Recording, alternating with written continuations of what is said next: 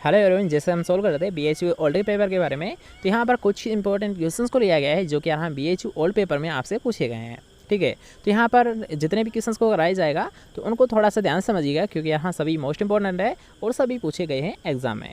ठीक है, चला इसके लिए स्टार्ट करते हैं। इससे पहले अगर चैनल को अभी तक सब्सक्राइब नहीं किया है, चैनल को सब्सक्राइब कर लेना और पास के बेल आइकन जरूर दबा देना, जिससे जब भी हमारे नई वीडियो अपलोड की जाए तो सबसे पहले आपको प्राप्त हो। ठीक है, चला आज की वीडियो स्टार्ट करते हैं। आज का नया सीख लेते हैं।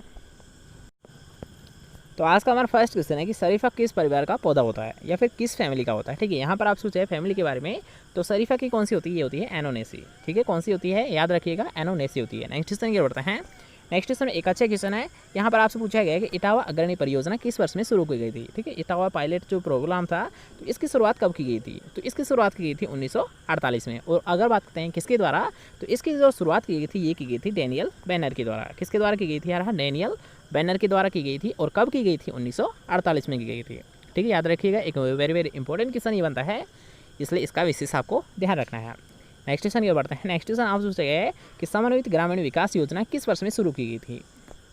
ठीक है, यहाँ पर आपसे वो पूछा गया है कि जो IR होता है, ठीक है, यानी इंटीग्रेटेड रूरल डेवलपमेंट जो प्रोग्राम होता है, तो उसके बारे में यहाँ पर आपसे पूछा गया है। तो उसकी जो शुरुआत की गई थी, जो उसका स्टार्ट किया गया था, ये कब किया था? ये किया गया था 1978 में। कब किया गया था? 1978 में किया गया था। ठीक है, नेक्स्ट क्वेश्चन क्या बढ़ता है। नेक्स्ट क्वेश्चन आपसे जो है भारतीय दल अनुसंधान संस्थान कहाँ पर स्थित है। ठीक है, यहाँ पर आपसे पूछा है इंडियन जो पल्सेज रिसर्च इंस्टीट्यूट होता है।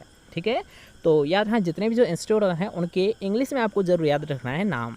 ठीक है, मैंने आपको पहले ही बताया था कि जितने भी जो आपके रिसर्च इंस्टीट्यूट है तो उन सभी को आपको याद रखना है, पहली बात। और सेकंड है कि यार हाँ, उनके नाम आपको इंग्लिश में ज़रूर याद होनी चाहिए। ठीक है, हिंदी में हो या फिर नहीं हो, बल्कि आपको इंग्लिश में ज़रूर याद होना चाहिए। ठीक है, तो यहाँ पर आप सोचेगा कि भारतीय दलहन अनुसंधान संस्थान कहाँ पर स्थित होता है, तो ये होता है कानपुर में। और कानपुर कहाँ पर पड़ता है? उत्तर प्रदेश में। ठीक है, नेक्स्ट क्वेश्चन क्या बढ़ता है। नेक्स्ट क्वेश्चन आपसे पूछा गया है कि कौन सा राज्य रबी मौसम में धान की खेती करता है। ठीक है, यहाँ पर आपसे पूछा गया है रबी मौसम में तो धान की खेती कौन करता है, तो कौन सा होता है? उड़ीसा होता है। ठीक है, यहाँ पर लिया जाता है रबी में जो धान की फसल ये ली जाती है उड़ीसा में। ठीक है, नेक्स्ट क्वेश्चन क्या बढ़ता है। नेक्स्ट क्वेश्चन आप सोचते किस फसल में परपरागण होता है, अर्थात यहाँ क्रॉस पोलिनेशन किस में बाइस है। ठीक है, जो ऑप्शंस थे तो उनके अकॉर्डिंग राइट आंसर क्या था यहाँ? अगर बात है जो क्रॉस पोलिनेशन होता है, तो क्रॉस पोलिनेशन किस में देखने को मिलता है? ये देखने को मिलता है मक्का में। लेकिन अगर मान लेते हैं कि मान लीजिए अगर आपसे यहाँ पर पूछ लिया जाता है सेल्फ पोलिनेशन किस में बाइस है, तब आपका राइट आंसर क्या होता? ठीक है, अगर बात करते हैं यार हाँ क्रॉस पोलिनेशन, तो क्रॉस पोलिनेशन तो आप बता दोगे इजीली यार हाँ मक्का में बाइस है। लेकिन अगर आपसे पूछ लिया ऐसा है कि सेल्फ पोलिनेशन किस में बाइस है, तो यार हाँ सेल्फ पोलिनेशन बाइस है गेहूँ या धान में बाइस है। किस में बाइस है? गेहूँ या धान में बाइस है। ठीक है, नेक्स्ट क्वेश्चन क्या होता है। नेक्स्ट क्वेश्चन आपसे एम्फीडिप्लॉइड फसल होती है, तो यहाँ एम्फीडिप्लॉइड या फिर हेक्साप्लॉइड। ठीक है, आप अदर नेम इसका जानते होंगे, तो यार हाँ दोनों ही कौन सी होती है? यार हाँ गेहूँ ही होती है। ठीक है, या तो आपसे ये पूछ लिया ऐसा है हेक्साप्लॉइड के बारे में, तो हेक्साप्लॉइड अर्थात जो सटुणित होती है वो कौन सा पौधा होता है? गेहूँ का ही होता है। ठीक है, यार हाँ सटुणित या हेक्साप्लॉइड, या फिर आपसे पूछ लिया ऐसा है एम्फीडिप्लॉइड कौन सा प्लांट होता है, तो वो होता है गेहूँ का होता है। ठीक है, याद रहेगा, ये दोनों ही एक होते हैं, सिमिलर भी आप मान सकते हो, और दोनों का राइट आंसर भी कौन सा होगा? गेहूँ ही होगा। ठीक है, नेक्स्ट क्वेश्चन क्या होता है। नेक्स्ट क्वेश्चन आपसे पूछा गया है कि केंद्रीय कृषि विश्वविद्यालय कहाँ पर स्थित है। जैसे कि हमने आपको ये कल ही सोल्व कराया था कि अगर बात करें सेंट्रल एग्रीकल्चर यूनिवर्सिटी के बारे में, तो यहाँ केंद्रीय कृषि विश्वविद्यालय कहाँ पर स्थित है? इम्फाल। और इम्फाल कहाँ पर पड़ता है? मणिपुर में। ठीक है, इम्फाल में स्थित है। और इम्फाल कहाँ पर पड़ता है? मणिपुर में। नेक्स्ट क्वेश्चन ये बढ़ता है। नेक्स्ट क्वेश्चन आपसे पूछा गया है कि भारत में क्षेत्रीय ग्रामीण जो बैंक था, तो इसकी जो स्थापना की गई थी ये किस वर्ष में की गई थी? तो इसकी स्थापना की गई थी 1975 में। कब की गई थी? हाँ, कि भारत में क्षेत्रीय ग्रामीण बैंक किस वर्ष स्थापित की गए थे? 1975 में। नेक्स्ट क्वेश्चन है जो कि इजी क्वेश्चन है, आपने कई बार इसे सोल्व किया है कि कौन सी फसल हल्की मिट्टी के लिए उपयुक्त मानी जाती है। ठीक है, यहाँ पर आपसे पूछी गई है कि हल्की मिट्टी के लिए, हल्की मिट्टी, अब आप इजीली जानते होंगे कि जो मूंगफली होती है तो इसे ग्रो करने के लिए यहाँ हल्की मिट्टी की आवश्यकता होती है, क्योंकि यहाँ जो मूंगफली के जो पैग बनते हैं तो इन पैग बनने के लिए यहाँ हल्की मिट्टी की उसे आवश्यकता होती है। इसलिए यहाँ हल्की मिट्टी किसके लिए आवश्यक होती है? मूंगफली की होती है। ठीक है, नेक्स्ट क्वेश्चन क्या होता है। नेक्स्ट क्वेश्चन आप सोचें निम्न में से कौन सी फसल दलहनी फसल नहीं है। तो यहाँ पर आपसे पूछा गया था यहाँ जो भी ऑप्शन थे तो उनके अकॉर्डिंग राइट आंसर कौन सा था? सोयाबीन था। तो यहाँ अगर बात है दलहनी फसल नहीं है, ठीक है, यहाँ पर नहीं यूज़ किया गया है, तो आपका राइट आंसर क्या होगा? यहाँ पर नहीं होता है। ठीक है, यहाँ पर या तो एक्स्ट्रा लिखा गया है या फिर कुछ मिस्टेक है क्वेश्चन में। तो यहाँ पर आपसे पूछा गया क्योंकि अगर बात करते हैं सोयाबीन, तो सोयाबीन का जो बोटिंग लेम होता है ये क्या होता है? ग्लाइसिन मिक्स होता है, और इसकी फैमिली यहाँ लेगुमिनेसी ही होती है। ठीक है, आपको इजीली पता होगा यहाँ सोयाबीन की जो फैमिली होती है ये कौन सी होती है? ये होती है लेगुमिनेसी होती है। ठीक है। लेकिन अगर बात करते हैं यहाँ पर ये पूछा गया था आपसे कि दलहनी फसल कौन सी है, तो अब आपका राइट आंसर क्या होता है यहाँ कि सोयाबीन ही होता है, क्योंकि जो ऑप्शंस थे वो अदर फैमिली से बिलोंग करते थे, इसलिए आपका राइट आंसर क्या था, सोयाबीन था। ठीक है, याद रहेगा। नेक्स्ट क्वेश्चन क्या होता है, नेक्स्ट क्वेश्चन आपसे बताए धान की सबसे ज़्यादा जो हाईएस्ट प्रोडक्शन लिया है। ठीक है, आपने ये क्वेश्चन भी कई बार हमने क्लियर आपको कराया है, तो इसलिए आप सभी को पता होगा यहाँ धान का जो सबसे ज़्यादा जो प्रोडक्शन लिया है, ठीक है, सबसे ज़्यादा जो हाईएस्ट प्रोडक्शन लिया है ये कहाँ पर लिया है, वेस्ट बंगाल में लिया है। कहाँ पर लिया है, वेस्ट बंगाल में लिया है। नेक्स्ट क्वेश्चन की ओर बढ़ते हैं। तो नेक्स्ट क्वेश्चन आपसे डीएपी में फास्फोरस किस रूप में पाया है। ठीक है, यहाँ पर अब आपको एक नया क्वेश्चन देखने को मिला है कि डीएपी में फास्फोरस किस रूप में पाया है। ठीक है, यहाँ पर आपसे पूछा है रूप के बारे में, अर्थात यहाँ किस फॉर्म में पाया है।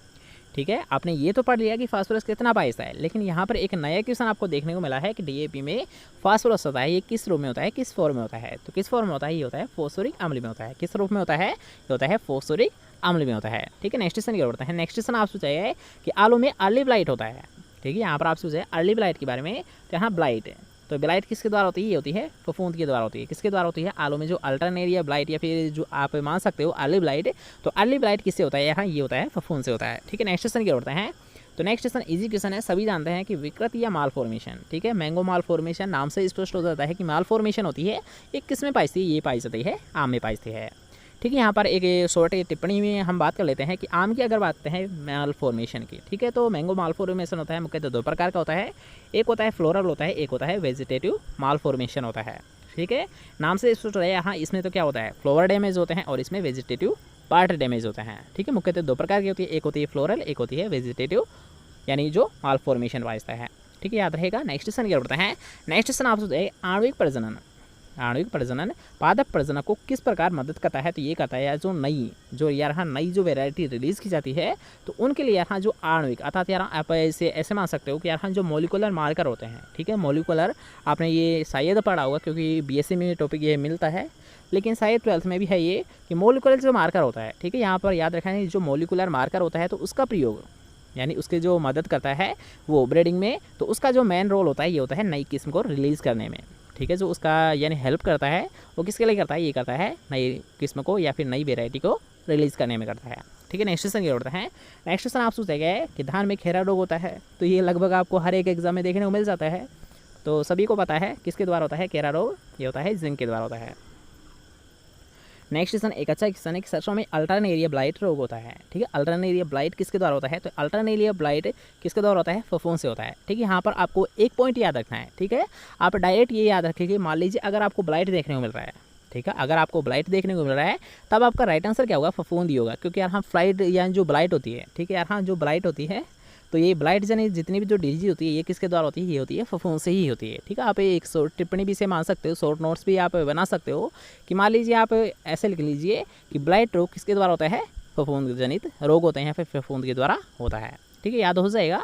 नेक्स्ट क्वेश्चन क्या होता है, नेक्स्ट क्वेश्चन आपसे पूछा गया है कि पत्तों द्वारा बना खाना किसके द्वारा पौधे के सभी भागों में पहुँचाया जाता है फिर भेजा जाता है, तो सभी को पता होगा। अगर बात करें खाना की, ठीक है, अगर मान लीजिए किसी खनिज पदार्थ की तो बात कर रहे हैं तो उसका तो जो ट्रांसफ़र कैसा है। ठीक है, यानी मान लीजिए अगर पत्ती में जो खाना बनता है, सभी को पता है कि जो प्रकाश संश्लेषण आता है या फोटोसिंथेसिस की क्रिया है ये कहाँ पर होती है, यार हाँ लीफ में होती है, पत्ती में होती है।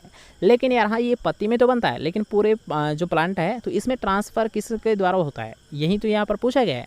तो किसके द्वारा होता है, यार हाँ अगर बात है खाना, तो खाना तो होता है यार हाँ फ्लोएम के द्वारा। ठीक है, अगर बात करें खाना, तो यहाँ खाना तो किसके द्वारा होता है, फ्लोएम के द्वारा होता है। लेकिन अगर आपसे यहाँ पर ये क्वेश्चन पूछ लिया जाता है कि जड़ों द्वारा ग्रहण किया गया जल पूरे पौधे में कैसे ट्रांसफ़र हो जाता है, तब आपका राइट आंसर क्या होता है, जाइलम होता है। ठीक है यार हाँ, अगर बात करें जल, तो जल से डायरेक्ट याद रखना है जाइलम। ठीक है, जल जाइलम, जल जाइलम, तो यार हाँ जल का जो ट्रांसफ़र किया जाता है ये किया जाता है जाइलम के द्वारा। और अगर बात करें खाना, तो यार हाँ खाना को जो ट्रांसफ़र किया जाता है ये किया जाता है फ्लोएम के द्वारा। ठीक है, इसलिए याद हो जाएगा। नेक्स्ट क्वेश्चन क्या होता है, उससे पहले अगर आपको वीडियो पसंद आ रही है तो वीडियो कर देना एक लाइक, इस वीडियो कर देना अपने दोस्तों के साथ शेयर, और चैनल को अभी तक सब्सक्राइब नहीं किया है तो चैनल को लीजिए सब्सक्राइब। ठीक है, नेक्स्ट क्वेश्चन क्या होता है, नेक्स्ट क्वेश्चन आपसे पूछा गया कि फल किस गैस के माध्यम से पकाए जाते हैं, तो ये क्वेश्चन भी आपको लगभग एग्जाम में देखने को मिल जाता है। तो यहाँ अगर बात है किस माध्यम से, ठीक है, यहाँ पर आपसे पूछा गया जो पकाने के लिए किस गैस का प्रयोग किया जाता है, तो कौन सी होती है, ये होती है इथाइलिन गैस होती है। कौन सी होती है, इथाइलिन गैस होती है। ठीक है, नेक्स्ट क्वेश्चन क्या होता है, नेक्स्ट क्वेश्चन आपसे पूछा गया है कि सुनहरा चावल अच्छा सोर्स होता है। ठीक है, यहाँ पर आपसे पूछा है सोर्स या फिर स्रोत, तो कौन सा होता है, यानी जो गोल्डन राइस होता है, गोल्डन राइस होता है तो यार हाँ ये किसका अच्छा स्रोत होता है, ये होता है विटामिन ए का होता है। और विटामिन ए में भी किसका होता है, कैरोटीन का होता है। ठीक है, जो बीटा कैरोटीन होती है तो बीटा कैरोटीन का ये अच्छा स्रोत होता है। ठीक है, याद रखिएगा कि अगर बात करते हैं विटामिन तो यार हाँ विटामिन तो कौन सा होता है, ए में होता है अच्छा स्रोत गोल्डन राइस। लेकिन अगर बात कर लेते हैं कि विटामिन ए में भी कौन सा होता है, अल्फा बीटा या फिर गामा है, तो कौन सा होता है, बीटा होता है। कौन सा होता है, बीटा होता है। ठीक है, बीटा कैरोटीन में ये रिच सोर्स होता है, अच्छा स्रोत माना जाता है। नेक्स्ट क्वेश्चन की बढ़ते हैं। नेक्स्ट क्वेश्चन भी आप सभी को पता होगा कि मल्लिका प्रजाति होती है। ठीक है, मल्लिका किसकी होती है, ये होती है आम की होती है। नेक्स्ट क्वेश्चन की बढ़ते हैं। नेक्स्ट क्वेश्चन आप सोचेगा कि यदि धान के पौधे में मछली का एक जीन डाल दिया जाता है तो वह धान का पौधा क्या कहलाएगा। अब इसे सबसे पहले तो आप समझ लीजिए कि यहाँ पर पूछा क्या गया है कि यदि धान के पौधे में मछली का एक जीन डाल दिया जाता है तो धान का पौधा क्या कहलाएगा। तो इसे हमने एक बार आपको डेफिनेशन बताई थी, अगर आपने ध्यान दिया होगा तो दोबारा से देख लीजिए। अगर आपको नहीं है पता तो यहाँ एक ट्रांसजेनिक प्लांट तो आपने पढ़े होंगे। ठीक है, आपने जैसे कि एग्जांपल के तौर पर आप समझ सकते हो कि बीटी कॉटन, तो यहाँ बीटी कॉटन क्या होता है, एक ट्रांसजेनिक ही प्लांट ही होता है। ठीक है, क्या होता है, ट्रांसजेनिक प्लांट ही होता है। अब इसको बात कर लेते हैं कि ये ट्रांसजेनिक प्लांट होते क्या हैं।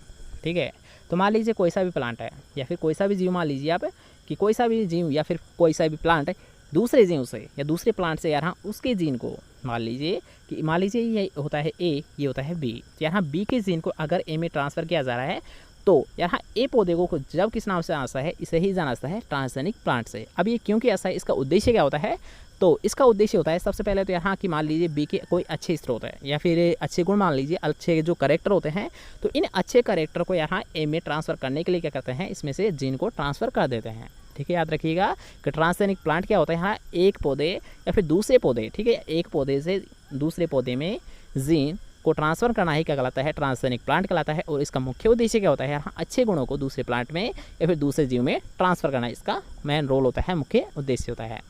ठीक है, समझ आ गया। नेक्स्ट क्वेश्चन की ओर बढ़ते हैं।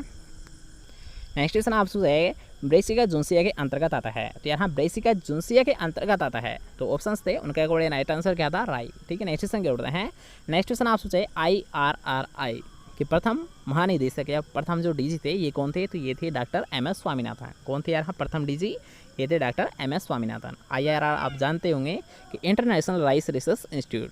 ठीक है, इंटरनेशनल राइस रिसर्च इंस्टीट्यूट या फिर इंटरनेशनल सॉरी यहाँ पर इंडियन है। ठीक है, इंडियन राइस रिसर्च इंस्टीट्यूट के यहाँ पर आपसे पूछा जा रहा है, तो कौन थे यहाँ प्रथम जो डीजी थे, डायरेक्टर जनरल थे, वो कौन थे यहाँ डॉक्टर MS स्वामीनाथन थे। ठीक है, इंटरनेशनल नहीं है बल्कि ये क्या है, यहाँ इंडियन लेवल का ही है, अर्थात इंडियन राइस रिसर्च इंस्टीट्यूट जो कि कहाँ पर पड़ता है, कटक उड़ीसा में। ठीक है, Indian rice research institute Cuttack Orissa, जिसके प्रथम डीजी या डायरेक्टर जनरल कौन थे, डॉक्टर MS स्वामीनाथन थे। नेक्स्ट क्वेश्चन क्यों बढ़ते हैं। नेक्स्ट क्वेश्चन आपसे पूछा गया है कि उत्परिवर्तित या फिर उत्परिवर्तन भी आप मान सकते हो, इसे आप इंग्लिश में याद रखिए। ठीक है, आपसे डायरेक्ट पूछा जाता है कि म्यूटेशन सदैव होते हैं, तो म्यूटेशन क्या होते हैं, जो उत्परिवर्तन होते हैं तो ये हमेशा यहाँ प्रभावी होते हैं और नुकसानदेह होते हैं। ठीक है, यहाँ जो म्यूटेशन होते हैं ये हमेशा प्रभाव व नुकसानदेह होते हैं। नेक्स्ट क्वेश्चन क्या होता है। नेक्स्ट क्वेश्चन आप पूछे कि संकर दान का जनक मानता है, तो कौन सा होता है, यहाँ आपको पता होगा युवानलोंग पिंग होता है। ठीक है, अगर बात करते हैं जो हाइब्रिड राइस होता है, तो हाइब्रिड राइस का जो फादर मानता है ये मानता है युवानलोंग पिंग को मानता है। किसे मानता है, युवानलोंग पिंग को मानता है। नेक्स्ट क्वेश्चन क्या बढ़ता है। नेक्स्ट क्वेश्चन सभी को पता होगा कोशिका का शक्ति ग्रह, तो किसे बोला है, माइटोकॉन्ड्रिया को ही बोला है। ठीक है, किसे बोला है, शक्ति ग्रह या फिर पावर हाउस, ये बोला है माइटोकॉन्ड्रिया को। ठीक है, नेक्स्ट क्वेश्चन की ओर बढ़ते हैं, जो कि आज का हमारा लास्ट क्वेश्चन रहने वाला है कि जैविक खाद के रूप में प्रयोग कैसा है। जैविक खाद के रूप में प्रयोग कैसा है, तो किसका प्रयोग कैसा है, एजोला का प्रयोग कैसा है और किस फसल में कैसा है। एजोला का प्रयोग ये कैसा है, धान फसल में कैसा है, किसमें कैसा है, धान फसल में कैसा है। ठीक है यार, हाँ, जैविक खाद के रूप में किसका प्रयोग कैसा है, एजोला का प्रयोग कैसा है और किस में कैसा है, किस फसल में कैसा है, इसका प्रयोग कैसा है, धान में। और अगर बात करते हैं एजोला क्या होता है, तो एजोला एक जलीय फर्ण होता है। क्या होता है, एजोला एक जलीय फर्ण होता है। ठीक है, इसको भी आप विशेष ध्यान रखिएगा, एजोला क्या होता है, एक जलीय फर्ण होता है, क्योंकि ये क्वेश्चन आपकी रिसेंटली एग्जाम में ही पूछा गया है। ठीक है, तो आज के लिए बस इतना है। कैसा लगा आज का वीडियो कमेंट करके जरूर बताएं। अगर आपको वीडियो पसंद आया है तो वीडियो कर देना एक लाइक, इस वीडियो कर देना अपने दोस्तों के साथ शेयर, और चैनल को अभी तक सब्सक्राइब नहीं किया है चैनल को लीजिए सब्सक्राइब। मिलता है कॉन्टेस्ट टॉप साथ जब तक ले चाहिए, बाय बाय, टेक केयर।